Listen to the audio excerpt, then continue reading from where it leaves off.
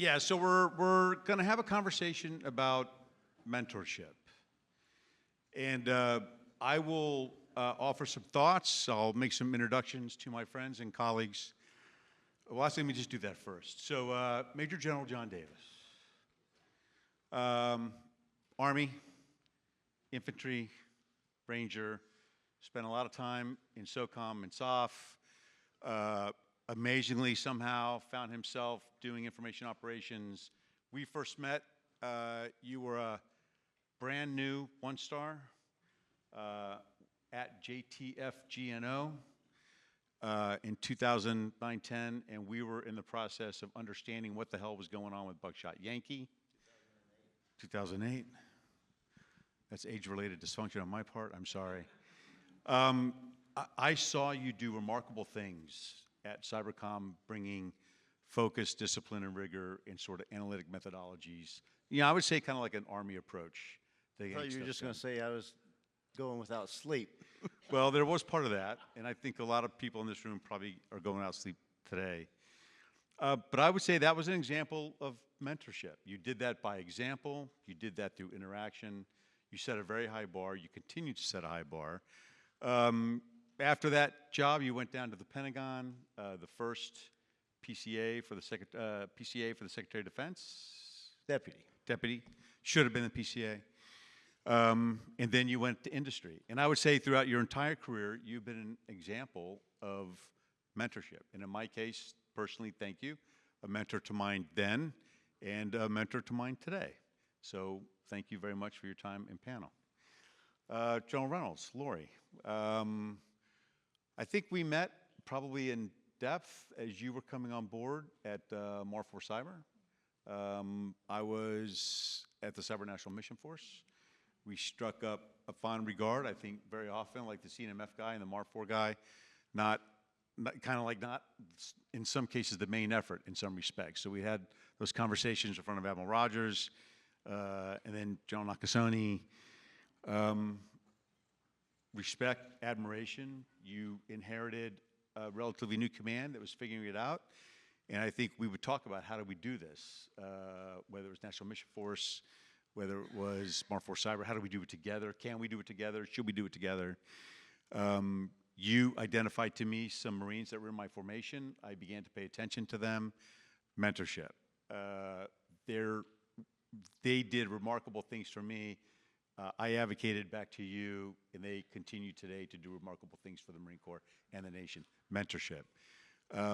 Today, you invited me to join a venture that the Don CIO sponsored to affiliate with the Naval Postgraduate School, which we have and do, helping President Rondeau, former Vice Admiral Rondeau, make that institution continuously real and relevant to extend the reach and increase the impact across the Joint Force and the Navy. Mentorship. One of the reasons I'm happy to do that job is because of you. Like, I mean, if you were not my battle buddy in that regard, I might, be less interested in doing that. And so I just would like to say to both of you, I look at two wonderful leaders and mentorship up and down the chain. So my question for you in the 25 minutes or so that we have to open up is how did you learn to be good?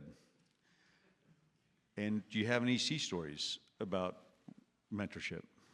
Lori, do you want me to start? Sure. Okay. Everybody has their own experience with mentorship, with their own mentors. I think most everybody. If you don't, you better get some. Let me just explain mine, because I think it might help reinforce some things you probably already know, but maybe it'll help you learn some things that you haven't looked at before. So when I got promoted to one-star, I had a lot of people come up to me and say, what's the secret to your success? Why were you successful?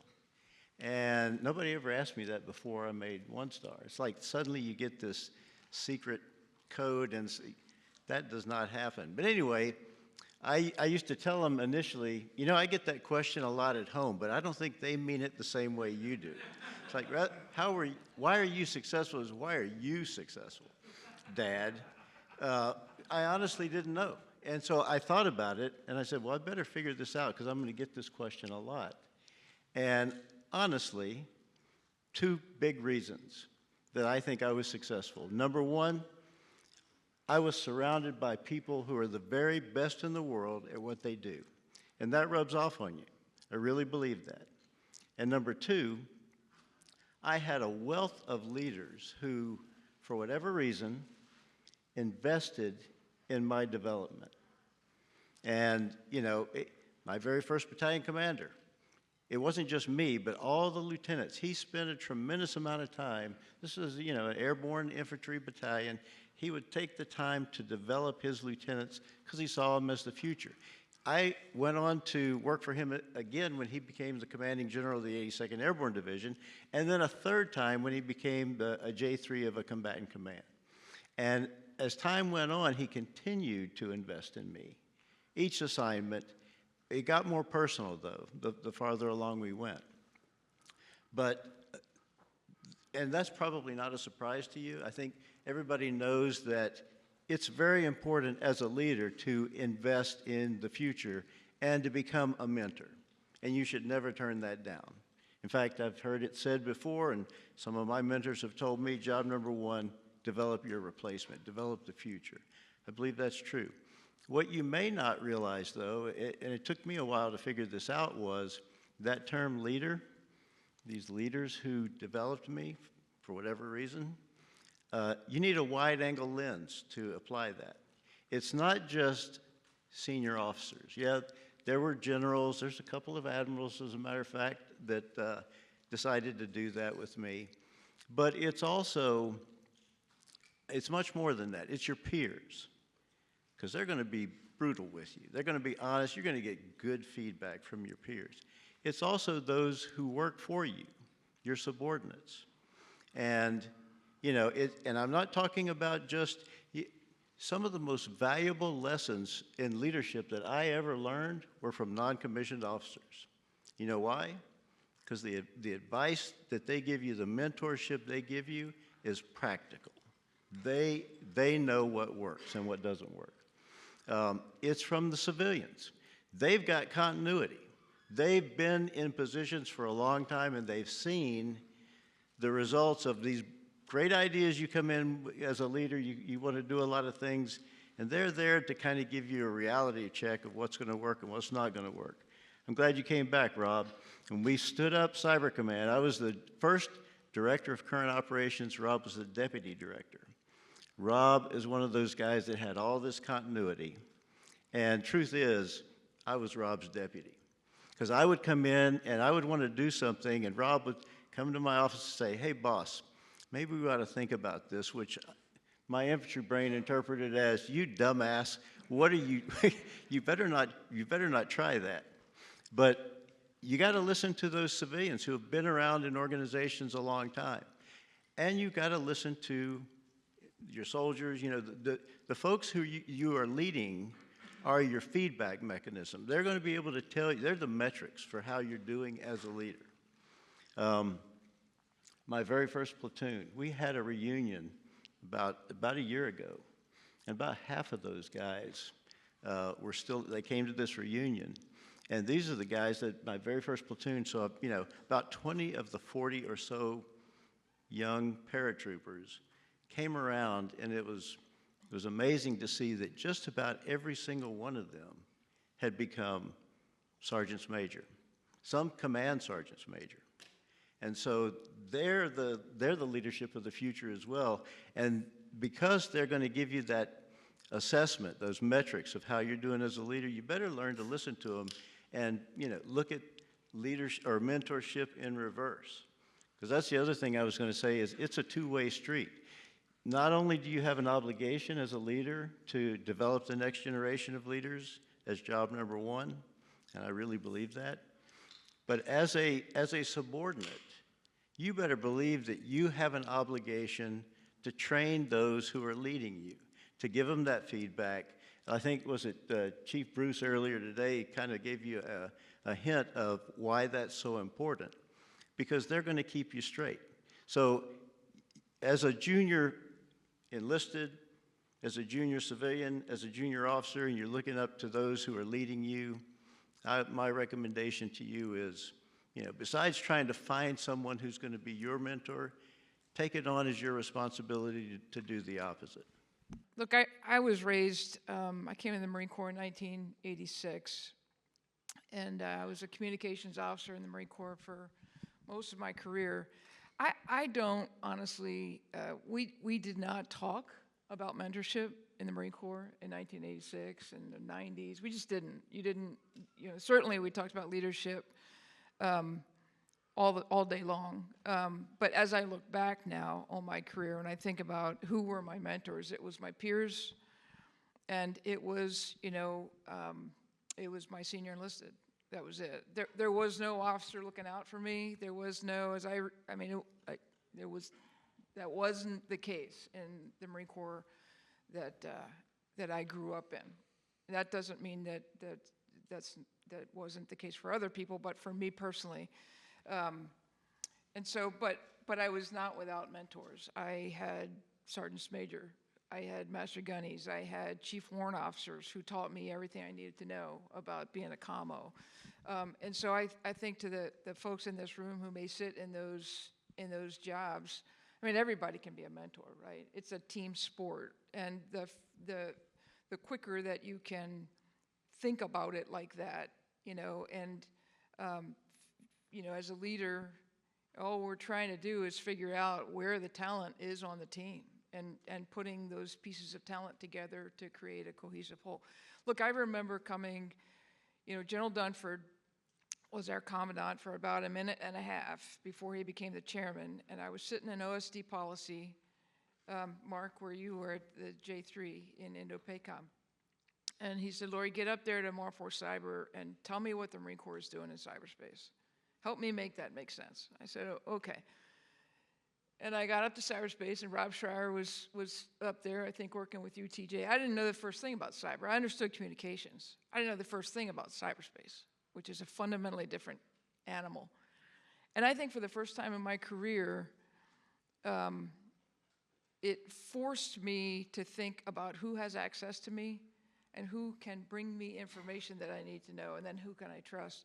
And there were staff sergeants and gunnies who taught me about cyberspace, even at a 1-star rank, right? And I look at them now as my mentors. Some of them are CWO5s and maybe in this room. They were my mentors in learning and teaching me how to think about leading in a very technical field. And so I think it's a long answer to a short question, TJ, but I think the answer is, anybody can be a mentor. I mean, I got all kinds of stories where, even at Marforce Cyber, where we had not adapted to the changing needs of this special mission force. Like we do not want to take these highly trained young Marines and send them back to the help desk, which is what we were trying to do, right? And so then one by one, you got to know, we're going to do something different with that Marine's career. So there are all kinds of stories like that. You and I shared some of those, which, again, this is how we began to think about creating the Cyber MOS in the Marine Corps, and it was by necessity, because it was too much for one person, me, and my sergeant major to start managing all these separate careers. Like we were destroying all of the talent and the experience that we had. And so, but that was just out of mentorship, just trying to figure out how do we retain this force? How do we, set them on the right track and so forth. So I think sometimes mentorship happens by necessity, and then sometimes it's just because you see talent and you want to help that talent and you want to help them on their way. But as I said, when I was coming up, I would have dreamed at tugging on a general officer's, uniform and say, will you help me? And I'm really glad now that there is more accessibility for people who have the experience and people who are looking for those experiences. Just one addendum, a category that I did not mention and I failed to mention, extremely important, is the warrant officers. Especially important in this community. And I think this community recognizes the importance of warrant officers, and that's why it's made them in these positions of the chief technology officer in many organizations. It was the same in the special operations community. Some of the best mentorship I ever got and never asked for was from one of the women warrant officers on my team that, boy, she ran a tight ship. But she was extremely talented and went on to do some very, very important things in some of our most sensitive special mission units. But don't forget the warrant officers as well, and I'm sorry I didn't mention that. Yeah, so maybe just a couple thoughts that you guys have talked, what I would call some sea stories. I'll offer my own in the interest of fair time. I think I would share that experience story. I did not come in as a new SWO. I never heard the word mentorship. It wasn't until probably the mid-'90s or something, like someone approached me and said, hey, you need to submit a contract with a mentor. Like, what the hell is that? They're like, this is some bullshit I got to do now to ask somebody. And they don't want to talk to me. I certainly don't want to talk to them. It wasn't part of the culture, right, for the first 10 probably years of my career. I didn't understand, though, that it was always happening at the deck plates. Like when you walk across the brow of a ship, everyone is going to quickly realize if you're going to be a rower or if you're going to be ballast. And there's really only one thing that you have to do to be productive, and that's to be part of that team. In the Navy culture that I grew up in, that's chiefs that make that happen. Of course, you never want to see the XO or the old man. That's pain, as a SWO. But my first experience was seeing mentorship at a big level. I was on Battleship Missouri, and I showed up one day, and we heard about the gun mishap of the turret on Battleship Iowa. The XO of my ship, Missouri, was a previous OPSO on Iowa. The CO of my ship was the previous XO on Iowa.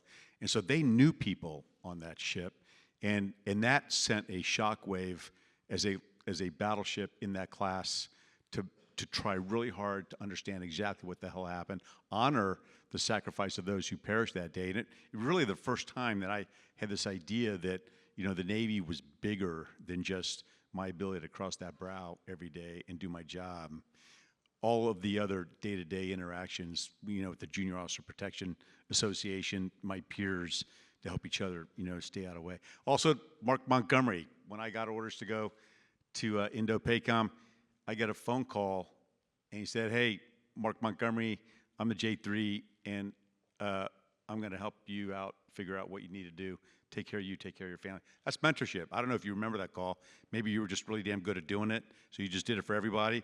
I like to think I was special. What the real answer is there, he was buttering me up because for the next year, he crushed my skull every day with things that were impossible to deliver. But that's mentorship, challenging people to be better maybe than they think that they can be. He'll tell you if he was able to achieve that mission or not. That began to happen later. I didn't realize that at senior levels, general officers and flag officers, they begin to make themselves available.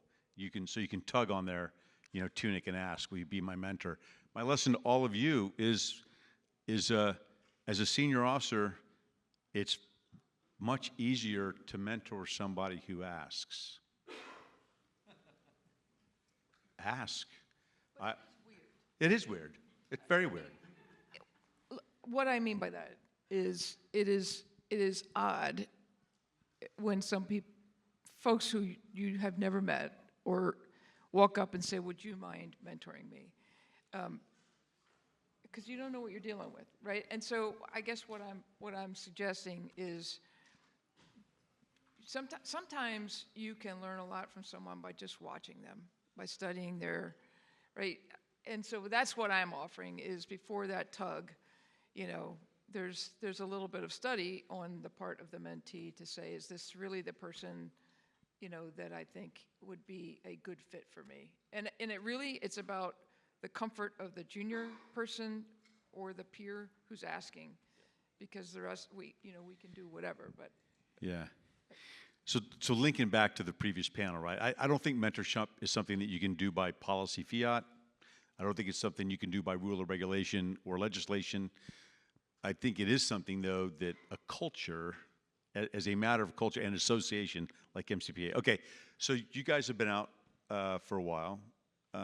John, you're with Palo Alto. You have occupied a perch there for 8-ish, 10 years. You've seen that company grow and do phenomenal things as part of a business unit with a very large portfolio. Lori, you're sitting on a board of a large financial institution in America. You have other, what does the private, what does the corporate, what does the rest of the world think? Do they see value in mentorship? Do they do mentorship? I don't, I mean, I can only speak from my experience once again, but I'll tell you, my experience at Palo Alto has been, yeah, it's values, organizational culture, and mentorship, even though sometimes it may not go by that term, are all very important. And I think it's the same basic concepts. I mean, when I mentor folks, general rule of thumb is I'll tell them, look, I don't have the answers for you. I can tell you my experience. Let me give you some things to think about, but only you can really make the decisions about your future. I can give you some ideas, but what worked for me may not work for you because I may have had a different objective. You got to really think about these things and internalize them, but I can help you maybe think about some things that you haven't done before. One of the things I always bring up to them, though, is because in transitioning, folks transitioning to the private sector or out of the military in general, is the values that you learn in the military. If you're anything like me, those are foundational to the rest of your life. Those things that you learn, I don't care which service, every service has got a little bit different in terms of their values that they state, but they're all in general terms the same. They're about sense of duty, determination, innovation, understanding commander's intent. You know, things are going to fall apart. No plan survives first contact with the enemy. You got to be able to figure out what is it you're trying to achieve, and then you figure out a way to make it happen. That's innovation in the military. Learning to operate as a team. You know, you as members of the military, you know more about that than any of your civilian counterparts coming out of the gate. And that's something that that's very valuable, I found out in the corporate community. There's a whole laundry list of values that you're you know them in your sleep. And those I've found that the good companies out there, good organizations in general, I would assume it's no different in the academic world, those are valuable anywhere. They define the success of an organization. The individual values that you learn in the military, my proposition is, will serve you well no matter where you want to go with a good organization. It'll help develop the organizational culture of that organization to be successful. And I always tell them, that's what you want to look for whenever you're looking for, you know, it's not about money. You'll make a lot of money in the civilian sector. You won't get the same sense of mission, perhaps, that you do in the military. But the value, you want to go to an organization that is consistent with the values that you hold most dear and is trying to establish the organizational culture that you're comfortable working in.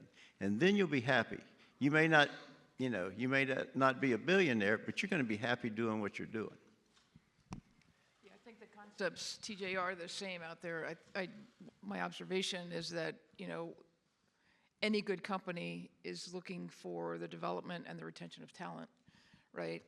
Any good company out there is worried about the culture, the workplace culture, all of those things, where I think both mentorship and sponsorship have a place. But I think also what is a little bit different in the private sector is this whole idea of CEO succession and succession on, major kind of billet holders, if you will. We think about that, but we actually have way different ways of doing that here inside the military. And so you see, my observation out at some of the corporations that I'm working with is they do a lot of sponsorship and mentorship to make sure that there's depth at every billet. And they absolutely control all of that. I think they have an advantage in that place because sometimes, we don't have the ability to control the depth that we always have in our organizations. But I think I do think you can't talk about mentorship, by the way, without also talking about sponsorship, because sponsorship is as important. And basically, it's, you know, that idea of putting people in positions where they, you know, they should go next, or they need to learn a different skill set or something like that. And we need to, those are two sides of the same coin, I think, and they're really important. Check. Okay, we have a couple minutes left on the clock. Any questions from the audience? Anyone? Anyone? Skylar, you are a wonderful mentor to me. I'm sure you have a question that one of us can answer for you.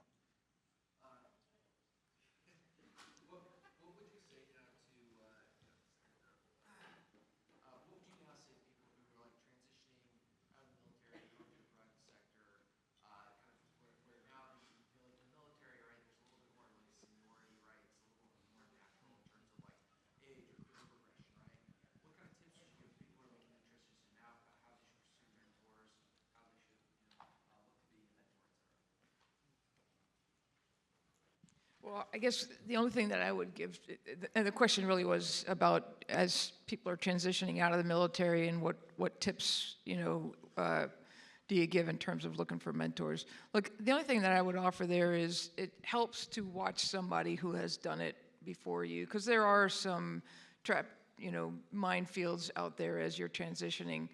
But what you know, there's also a fine balance between, you know, kind of leaving behind the military culture, but not all of the great things that we learn in the military. Because that's, listen, you know,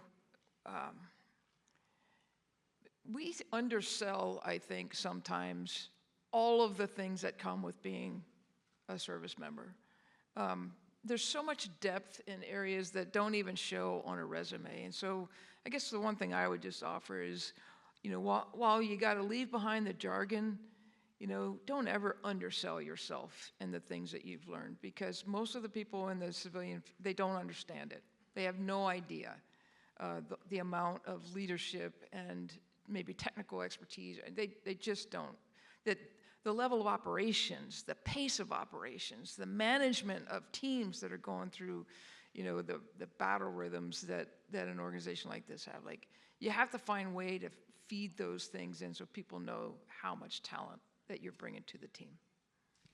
I'll just add very quickly, maybe not the category of mentorship, but I always tell folks that I try to mentor or help as they go through transition. Networking is magic.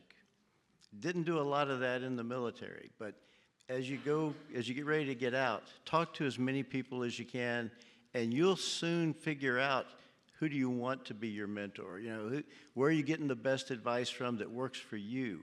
And I think that just the concept of networking, casting a wide net, and being open to possibilities, because one thing will lead to 10 others as you go through that process.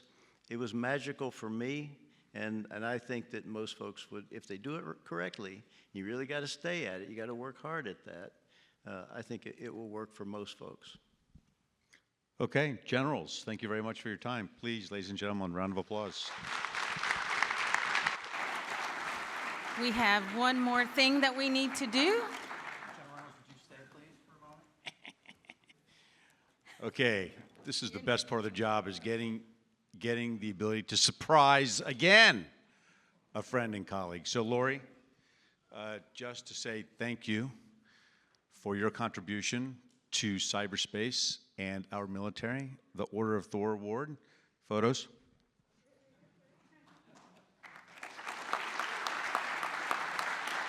Okay, so I'm going to say a couple of small things, and then I'll give you the mic if you. Oh, then okay. Yeah. So an NCAA Division I collegiate athlete, a Marine, a leader in combat, a leader at Marine Corps recruit down in South Carolina, Paris Island, a garden spot. Every Marine's crucible, right, to a degree.